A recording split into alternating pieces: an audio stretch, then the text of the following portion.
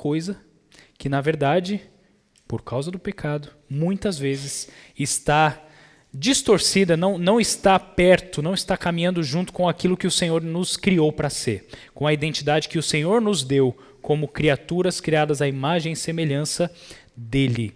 Então nós vivemos isso nas nossas vidas. Nós vimos que Esther e Mordecai, conforme a narrativa nos apresenta, eles foram influenciados pelo ambiente onde eles estavam. Eles escolheram amar aquelas coisas, escolheram viver daquela forma, se colocar à disposição daquilo que eles acabaram vivendo naquele tempo, e isso pode acontecer conosco. Acontece conosco. E por isso nós precisamos prestar atenção a como a nossa percepção sobre quem nós somos está sendo moldada, está sendo influenciada, tendo em vista o mundo em que nós vivemos, os dias que nós vivemos hoje. E nós vamos aplicar tudo isso melhor no nosso último momento. Mas agora nós temos que falar sobre a identidade assumida. Agora. E nós vamos fazer isso, vamos continuar olhando aí a partir do versículo 21 do capítulo 2 do livro de Esther, da história do livro de Esther. A partir do versículo 21. Veja, nós temos uma informação importante nesses poucos versículos, do 21 ao 23. Nós lemos o seguinte: naqueles dias, quando Mordecai estava sentado junto à porta do rei, ou seja, onde ele estava corriqueiramente, porque ele trabalhava ali, 2 eunucos do rei, que se chamavam Bigtan e Teres, dica para os filhos aí de vocês no futuro, o nome, né, dos filhos, e eram do corpo da guarda, ficaram indignados e planejaram matar o rei Assuero. Então, mais uma revolta contra o rei. O que será que aconteceu com eles, né? Isso chegou ao conhecimento de Mordecai, que o revelou à rainha Esther, que já era rainha nessa altura, e Esther disse ao rei, em nome de Mordecai. Investigou-se o caso e era fato, e os 2 conspiradores foram pendurados numa forca. E isso foi escrito no livro das crônicas diante do rei. Isso daqui, gente, é narrado de forma tão objetiva, tão resumida, porque, na verdade, a relevância disso vai aparecer mais para frente na história. Vai aparecer num momento de virada, como nós veremos aqui. Mas eu quero que vocês prestem atenção sobre a realidade que a gente estava falando no primeiro momento, da realidade, da identidade moldada. Porque o Mordecai aqui, ele defende o rei. Ele trabalha no palácio do rei. Ele trabalha no pátio ali. Ele está sempre observando as coisas do rei. E quando ele percebe uma conspiração contra o rei, ele vai lá e denuncia, ele fala. E o que acontece, de forma muito resumida, muito rápida, é que a conspiração acaba. Como? É fácil. Só pendurar na forca. Resolve o problema. Mata, né? Mata aí o problema, acaba com o problema pela raiz. E essa coragem de Mordecai, essa postura de Mordecai, já com a sua identidade moldada, influenciada por aquele tempo, por aquele ambiente, por aquela cultura, dá a ele uma inscrição lá no livro das crônicas do rei, um livro daquela época, daquele reino, e dá um pontinho positivo para ele com o rei, né? Então, ele ganhou um pontinho com o rei. No entanto, quem gosta de treta? As Esthers iam brigar lá embaixo. Quem vai estar lá esperando a briga? Mais tarde. Quem vai? Porque agora no capítulo 3, o que nós temos é briga. A história vai ficar mais divertida aqui. A história começa a ficar até mais irônica, engraçada. Você começa, né, a perceber umas ironias da vida e do plano que o Senhor traçou aqui para esse contexto. E você começa a ficar com os olhos mais presos na história, porque você tem um problema acontecendo aqui. Você tem uma rivalidade. Quando nós olhamos para o capítulo 3, nós vemos um problema, o início da rivalidade. Depois disso, o rei Assuero engrandeceu Amã. Eu quero que você perceba, nós temos a diferença aqui, é um versículo, certo?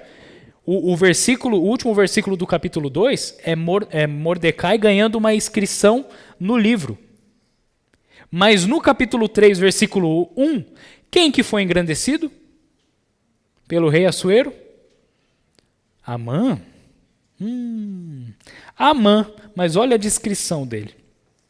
Filho de Amedata, Agagita, e o exaltou. E lhe deu um cargo mais elevado do que o de todos os oficiais que estavam com ele. Quando a gente continua a leitura, vocês vão ver que o Mordecai ele teve um problema com esse Amã. Dá uma olhada a partir do versículo 3. Perdão, a partir do versículo 2.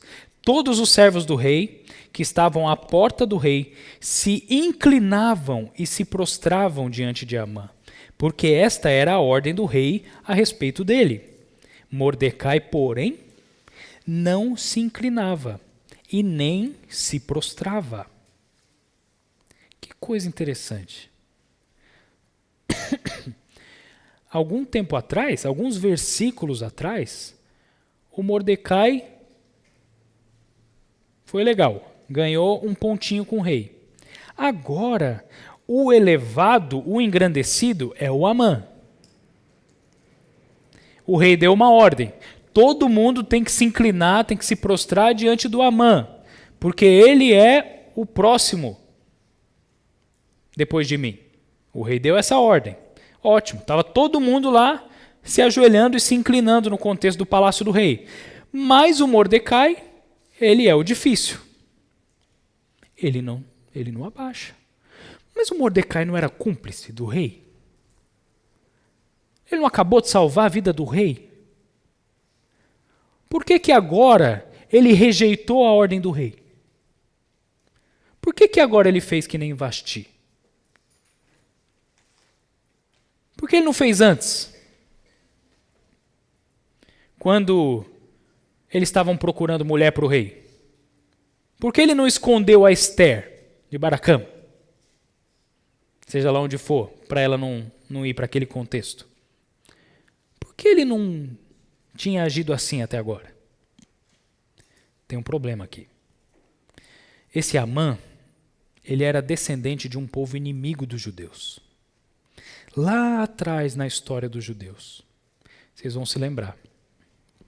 Uma vez, o Senhor mandou o rei Saul acabar com o povo.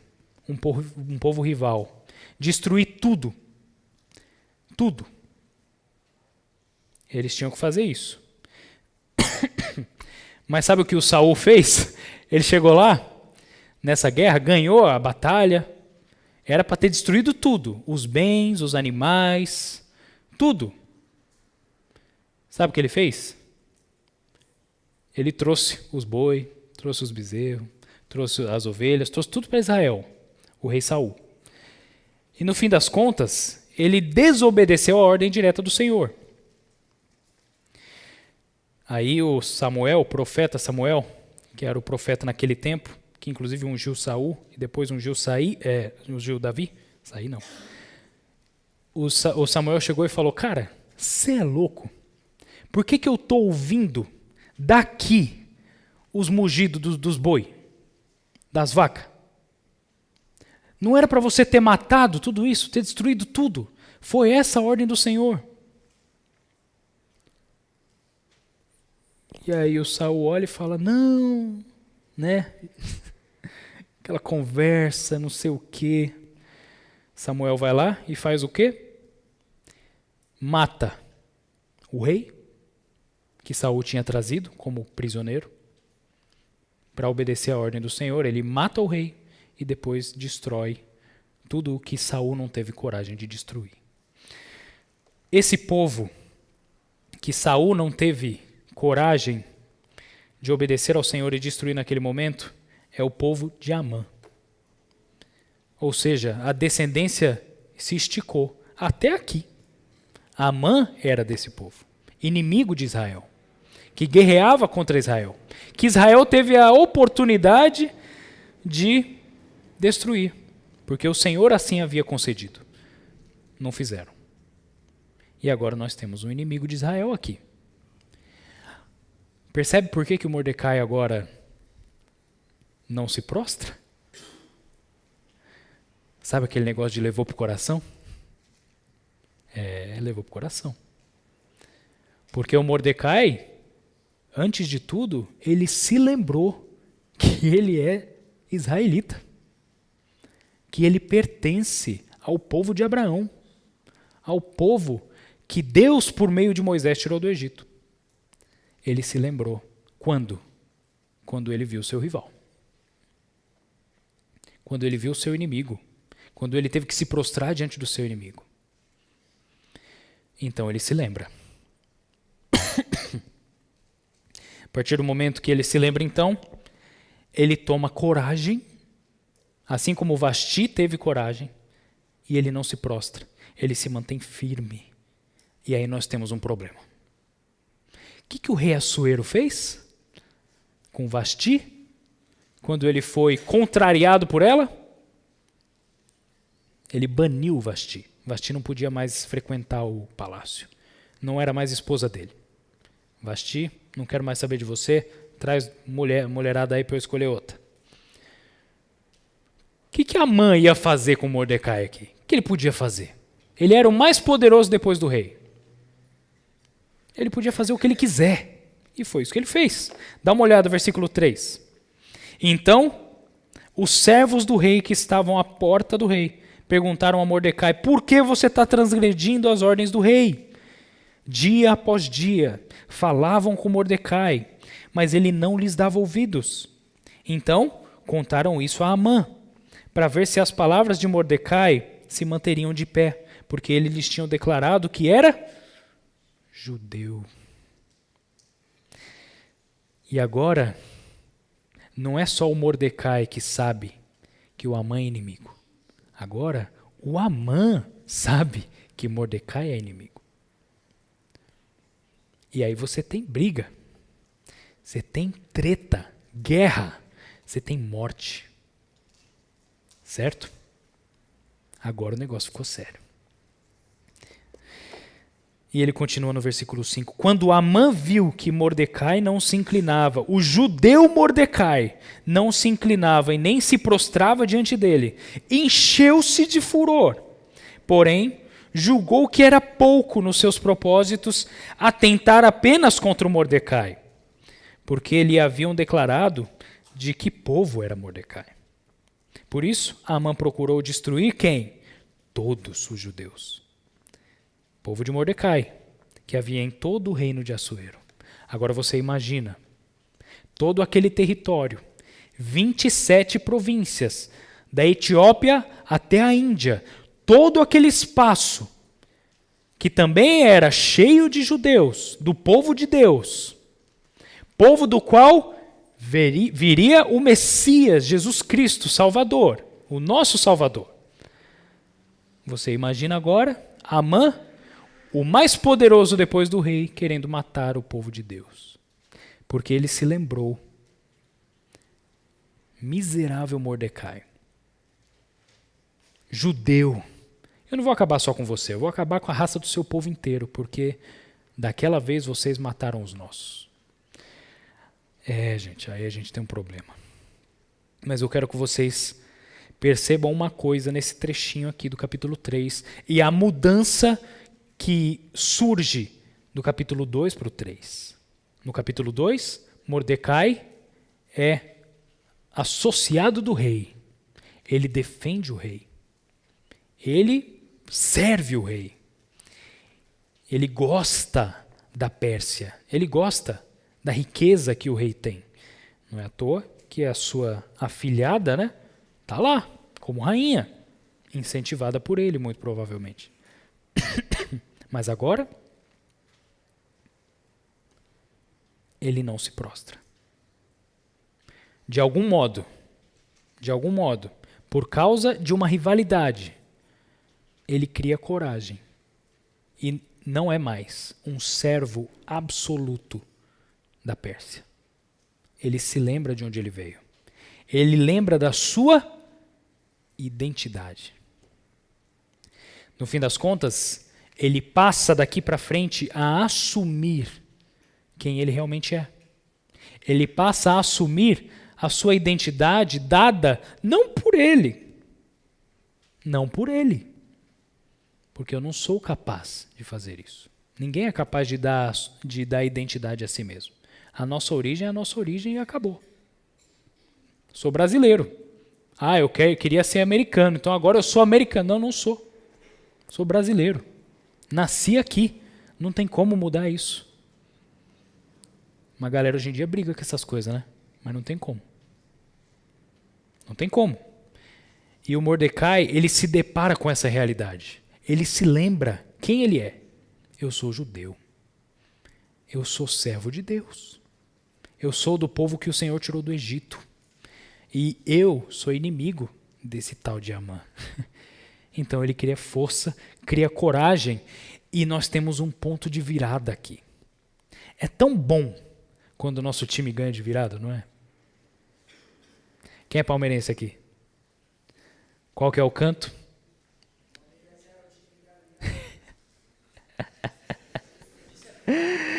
Ai. Não vou falar que é só do Palmeiras mesmo, porque todo mundo canta isso aí.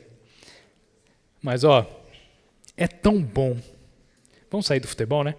É tão bom quando você está assistindo um jogo de vôlei, nas Olimpíadas, seleção brasileira, feminina, masculina, tanto faz. É tão bom quando a gente começa perdendo de 7-0 e vira para 2, 3. Eu nem sei, né? Tem um tie break e tal, mas quando vira. É tão bom. Porque é virada, gente. De virada é mais gostoso. Não é? Não é isso que se diz? Porque é assim, a gente gosta. A gente gosta disso. Parece que a vitória fica mais legal. De virada é mais gostoso. É o que acontece aqui. É o ponto de virada para Mordecai. É quando ele se depara com Amã.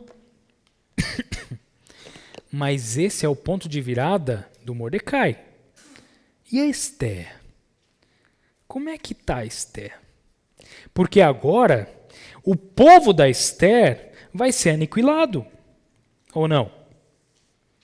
Vai ser.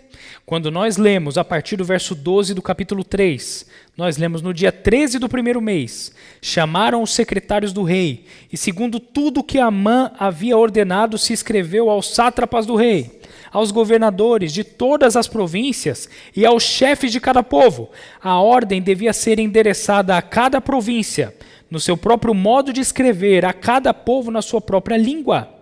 Foi escrita em nome do rei Assuero e selada com o anel sinete do rei. Não pode ser revogado em hipótese alguma. As cartas foram enviadas por meio de mensageiros a todas as províncias do rei, com instruções para que só num só dia, o dia 13 do 12º mês, que é o mês de Adar, todos os judeus, tanto os jovens como os velhos, as mulheres, as crianças, fossem destruídos, mortos e aniquilados, e que os seus bens fossem saqueados. Uma cópia da carta, que determinava a proclamação da lei em todas as províncias, foi enviada a todos os povos, para que se preparassem para aquele dia. O povo judeu seria aniquilado com o aval do rei. E isso estava selado.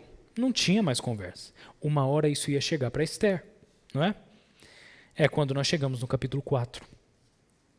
Quando Mordecai, capítulo 4, verso 1, soube tudo o que havia passado, rasgou as suas roupas, se cobriu de pano de saco e de cinza e saiu pela cidade clamando em alta voz, soltando gritos de amargura. Chegou até a porta do rei, porque ninguém vestido de pano de saco podia entrar pela porta do rei. Em todas as províncias onde chegava a palavra do rei e a sua lei, havia entre os judeus grande luto, com jejum, com choro e lamentação, e muitos se deitavam em pano de saco em cinza. Então, as servas de Esther e os eunucos vieram e contaram o que se passava. A rainha ficou muito aflita.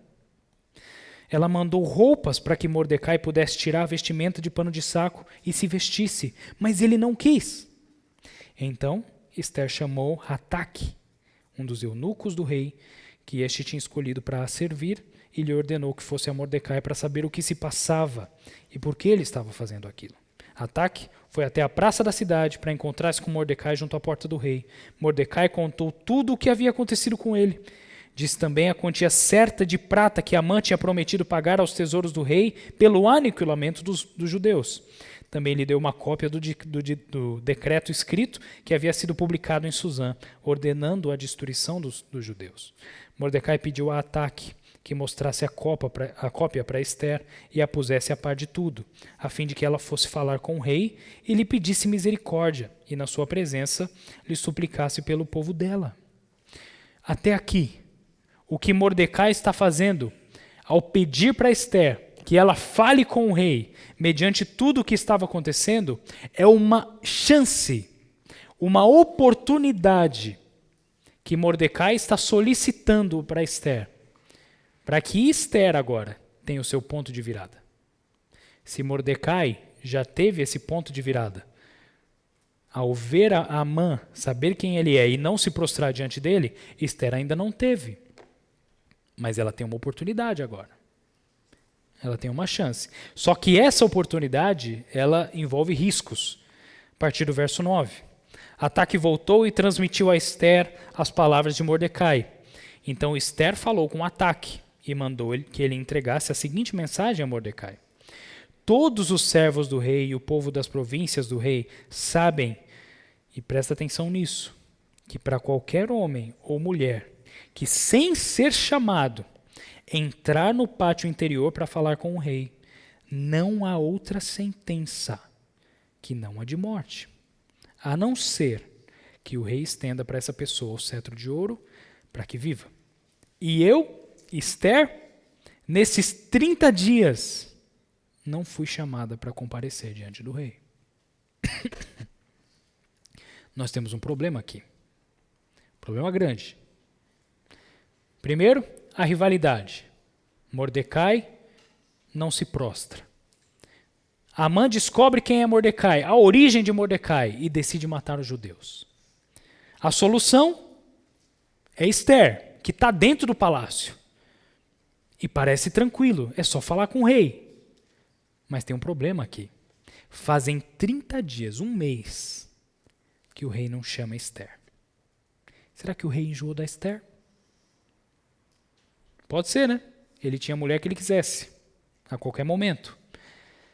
Mas fazem 30 dias que a Ester não vê o rei. Nós temos um problema aqui. Porque se a Ester se colocar diante do rei sem ser chamada, ela morre. A não ser que o rei estenda o cetro de ouro. Então ela pode solicitar ou fazer uma solicitação. Você entende o drama? Se coloca no lugar da Ester.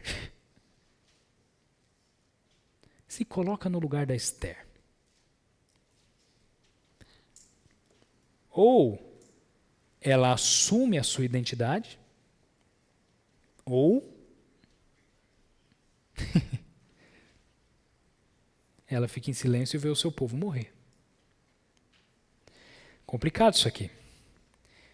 E a coisa fica mais chamativa, chama mais a nossa atenção ainda, porque lá no capítulo 2, quando a Ester foi oferecida para todo aquele contexto onde ela seria preparada para se tornar mulher do rei, o Mordecai falou para ela não se identificar como judia. Lembra disso? Vocês estão estudando para a prova aí? Lembra disso? O rei não sabia que ela era judia. Ela teria que abrir o jogo. Ela teria que, da mesma forma que Mordecai, assumir a identidade dela. Tinha que ter coragem. Mesmo correndo risco de morte, ou dela, ou do seu próprio povo. As palavras de Ester, versículo 12, foram transmitidas a Mordecai. Então Mordecai pediu que respondessem a Ester: não pense que por estar no palácio real, você será a única entre todos os judeus que conseguirá escapar. Não é porque você está aí dentro que você se livra. Os judeus vão morrer e você vai junto. Porque o rei vai descobrir. Um dia ele vai descobrir. E você vai morrer. Não é porque você está aí dentro que você vai se livrar. E aí nós temos o versículo chave, né? Porque se você ficar calado agora, de outro lugar virá socorro e livramento para os judeus. Mas você e a casa do seu pai perecerão. Mas quem sabe se não foi para uma situação como essa, que você foi elevada à condição de rainha? E nos 2 próximos versículos, Esther decide ajudar. E ela diz, jejuem aí, porque não vai ser fácil. Mas ela decide ajudar. Eu quero chamar a atenção de vocês, gente, a forma que Mordecai fala aqui. Olha, se não for por você, alguém virá e vai salvar o povo. Você percebe como Mordecai voltou? Como Mordecai de fato assumiu a sua verdadeira identidade? Quando ele se lembra das promessas do Senhor. Quando ele se lembra quem é o Deus dele, o Deus do seu povo. Ele garante, ele diz, Esther, se você não for o meio, vai ter outro. O Senhor vai mandar. Mas não tenha dúvida. Esse Mordecai não é mais o Mordecai de antes. Ele decidiu ser o Mordecai, servo do Senhor, que confia no Senhor, que conhece o Senhor. E ele chama a Esther para ser essa pessoa também. Esther, por mais que você corra esse risco de morrer, será que não foi para isso que você está aí? Será que não é exatamente para essa situação que Deus te colocou aí? Por mais que ele não fale o nome do Senhor aqui. E a Esther decide mudar também. Ela decide assumir a sua real identidade, a sua verdadeira identidade. Não a identidade da Esther, mas a identidade da Hadassa. Do seu nome verdadeiro, do seu nome judeu. Ela decide criar coragem e enfrentar o problema. Eles dão a volta, você percebe?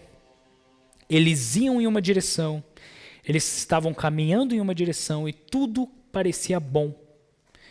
O Mordecai trabalhando para o rei, acompanhando Esther dentro do palácio.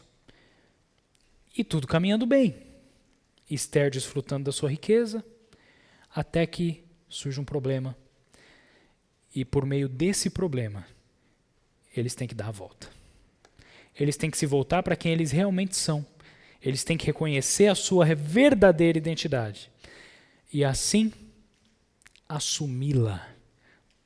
Mesmo em um contexto controverso, um contexto oposto, não favorável.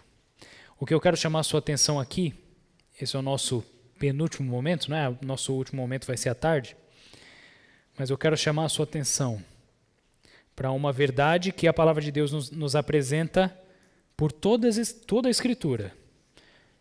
É que em muitos momentos, quando a nossa identidade ela é moldada negativamente por causa do pecado, existem momentos na nossa vida que inclusive são momentos de dificuldade, de problema, de turbulência. São momentos que dão para nós, oferecem para nós uma oportunidade de assumir a nossa real identidade. Será que você não veio aqui hoje, sentou nessa cadeira, está me ouvindo hoje, para uma situação, uma ocasião como essa? Para isso, as Estérs aqui não são rainhas da Pérsia, mas estão aqui. Os rapazes, os Mordecais aqui, não trabalham no contexto real. Mas será que não é para assumir a sua real identidade que você está aqui hoje? Ou você acha que o Senhor te trouxe aqui para nada? Eu duvido. Eu duvido. Porque o nosso Deus tem propósito. Ele nos criou com propósito. Lembra de Gênesis? Nós fomos criados por alguém, planejados por alguém, com propósito dado por alguém, pelo nosso Deus. Você tem um propósito e você tem uma identidade definida. Nós vamos falar sobre isso no nosso último tempo. Talvez hoje seja o dia onde você tem que voltar a assumir a sua identidade. Vamos falar sobre isso mais tarde. Vamos orar? Obrigado, Pai, por falar conosco por meio dessa história e continua guiando os nossos corações. Nós sabemos que o Senhor não faz nada sem um propósito, que está de acordo com a Tua boa vontade. O nosso pedido, Deus, hoje, é que nós sejamos provocados pela Sua palavra a assumirmos de fato a nossa real identidade dada pelo Senhor, dada por Jesus Cristo, nosso Senhor e Salvador. Nos dá discernimento, trabalha em nós por meio do Teu Espírito, para que possamos, ó Deus, tomar importantes decisões hoje. Trabalha no coração dos adolescentes aqui e de cada um envolvido no ministério para com eles. É o que nós oramos em nome de Jesus. Amém.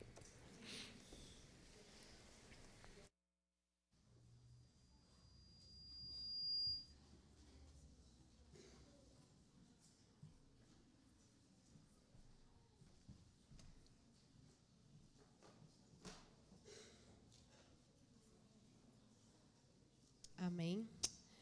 Muito bem, chegamos ao momento tão esperado por alguns, mas antes eu quero dar um aviso sobre o nosso tempo do almoço. No corredor aqui de baixo, nós temos algumas salas que podem ser usadas, né, para aquelas igrejas que combinaram de trazer lanche e comer aqui mesmo.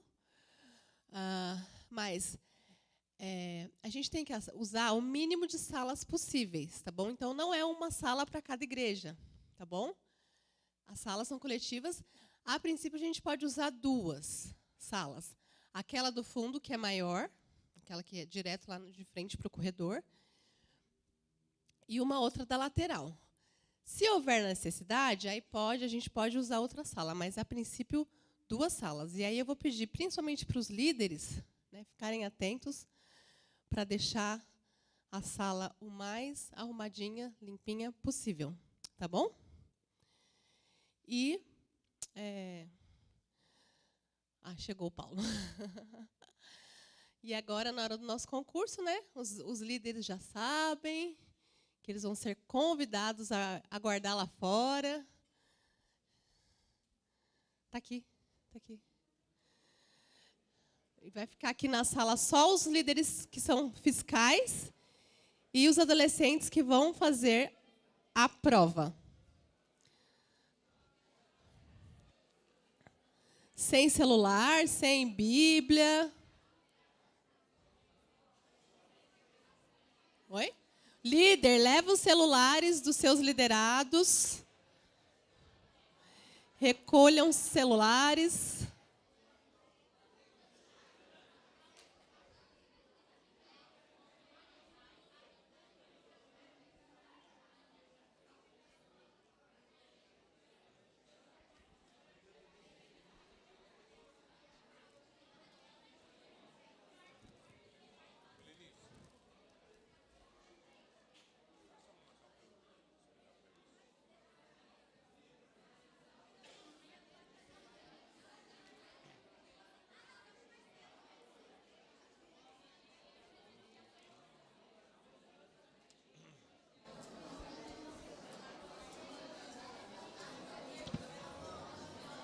Vamos lá, pessoal, vamos sentando, aí todo mundo, mantendo uma certa distância, então pode trocar de lugar nesse momento.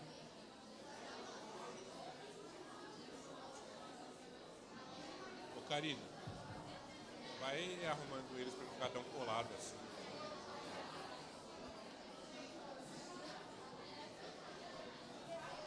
Ó, vai espalhando eles para não ficar tão coladinho um do lado do outro.